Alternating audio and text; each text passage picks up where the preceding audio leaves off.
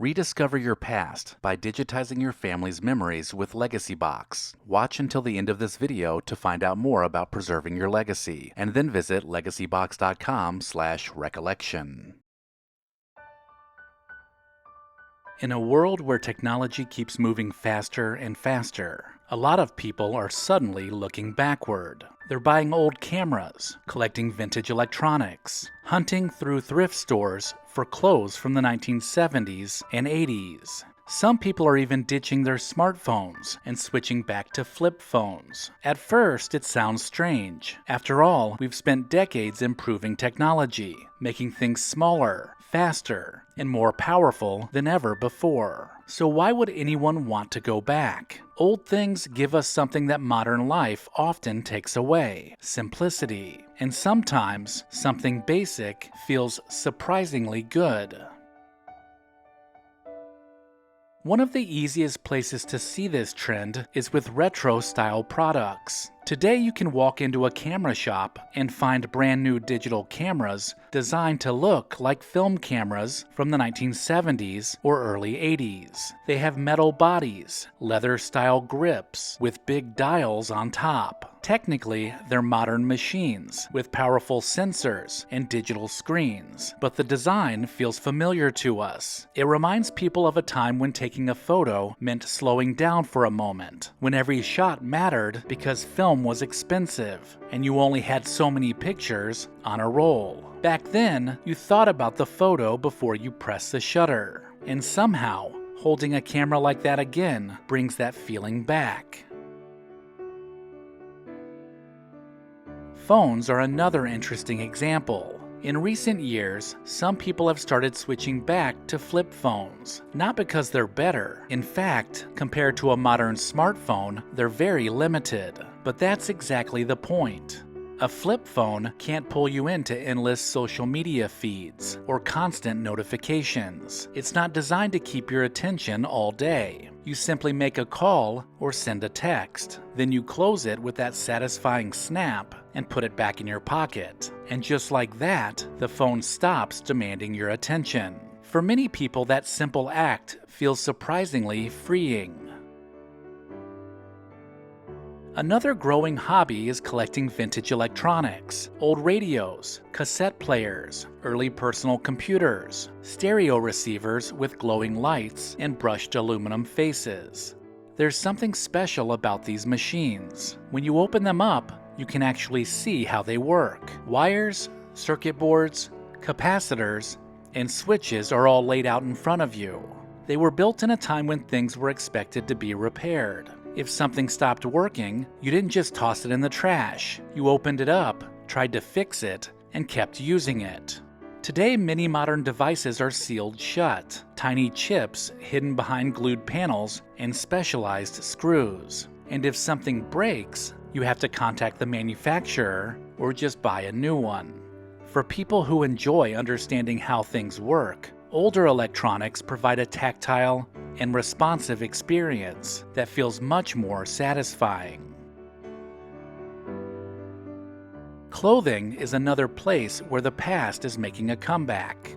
Walk into almost any thrift store today, and you'll see people digging through racks looking for denim jackets from the 1980s, old flannel shirts, or faded band t-shirts from decades ago. Part of this is fashion, with styles circling back every 20 or 30 years. But there's another reason people like older clothing. Many of those garments were built to last. Thicker denim, heavy cotton, and strong stitching. They were made in a time when people expected clothes to survive years of wear. And when you find something vintage, it feels unique. It's certainly not just another thing imported from China and ordered off of Amazon. It has some history. Classic cars may be the best example of why people love old things. If you've ever looked through an owner's manual from a car built in the 1960s or 70s, you might notice something interesting. The manuals actually taught you how to repair the car yourself. They showed diagrams of the engine. They explained how to adjust parts, change fluids, and even troubleshoot certain problems. The assumption was that the owner might want to understand their own machine. Today, many car manuals look very different. They're often filled with legal disclaimers and warnings. And when something goes wrong, the most common instruction is usually simple: contact your dealer. New cars have become rolling computers that require specialized computers to diagnose a problem, rendering them impossible to work on. And that shift also reflects a larger change in how pretty much all modern products are designed today. They're meant to be used, just not necessarily understood. There's also something else many people miss about older technology: the buttons, knobs, and switches. Think about an old stereo system. It had a big volume knob you could turn without even looking. The tuning dial moved smoothly across the radio band, and every button gave a little click when you pressed it. You could actually feel the machine responding to your inputs. Today, many of those controls have been replaced by smooth glass touchscreens. They look sleek and futuristic, but they remove the physical connection between you and the device. Swiping and tapping does work, but it sure doesn't give you the simple tactile feedback that most of us miss. Another area where the past is making a comeback is in physical media. Vinyl records have remained popular, but DVDs and Blu-rays are seeing a resurgence too. Some people even hunt down old cassette and 8-track tapes too.